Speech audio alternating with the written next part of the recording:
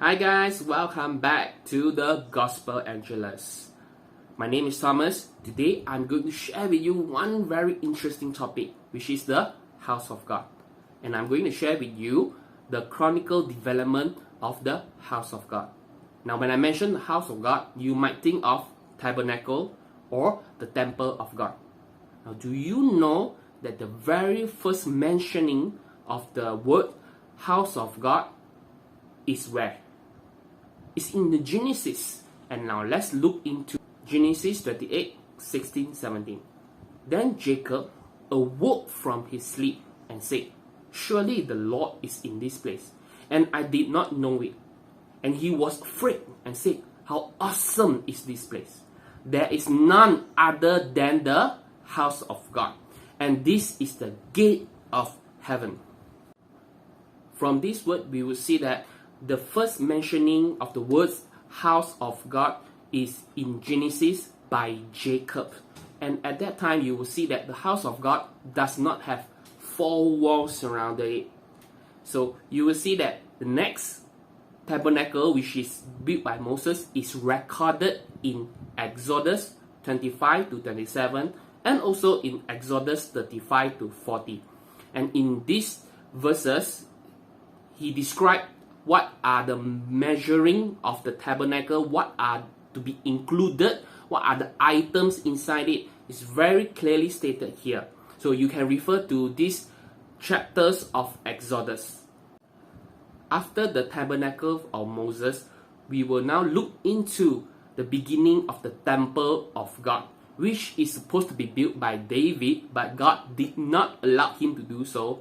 But he prepared the material for his son Solomon to build it.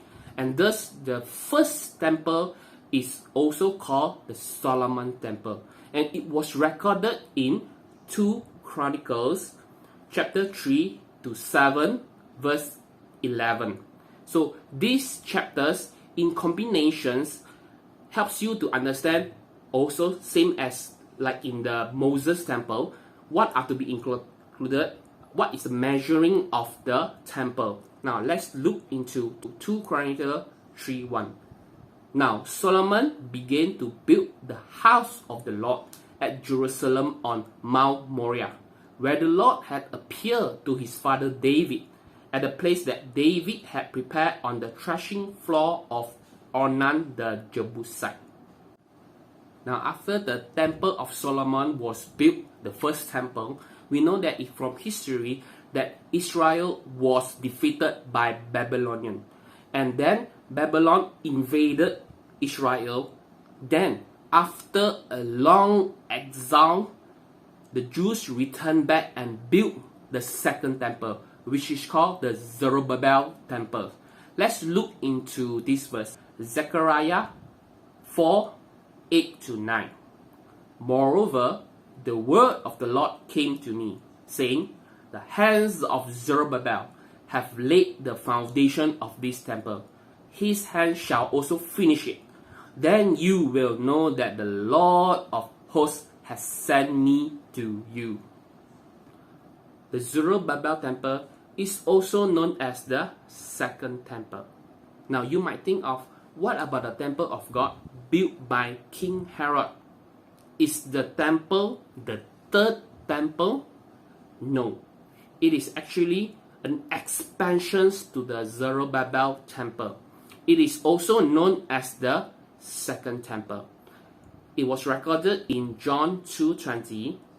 Then the Jews said, "It has taken 46 years to build this temple.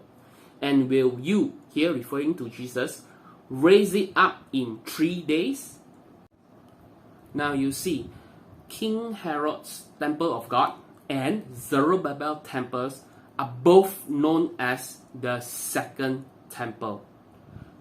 Afterwards, Jesus himself declared that he himself is the temple of God.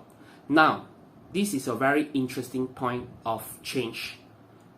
The physical, solid structures of the temple of God, non-living type, now change into a living type of temple of God, which is God, Jesus himself, and us.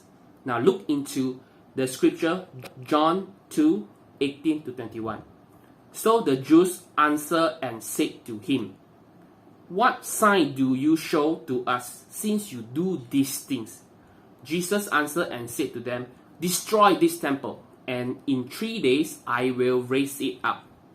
Then the Jews said, "It has taken 46 years to build this temple, and will you raise it up in 3 days? But he was speaking of the temple of his body. Now you have it. The non-living physical structure of building, so-called the temple of God, now has transformed into a living temple of God, which is having flesh and blood. Now, there is also mentioning of the third temple in the book of Ezekiel. Is there really a third temple? To know further, stay tuned for my next video. Thank you for watching. I hope that you now understand the chronicle of the developments of the house of God. Thank you, and see you again. 'Cause our God is an awesome God, He reigns.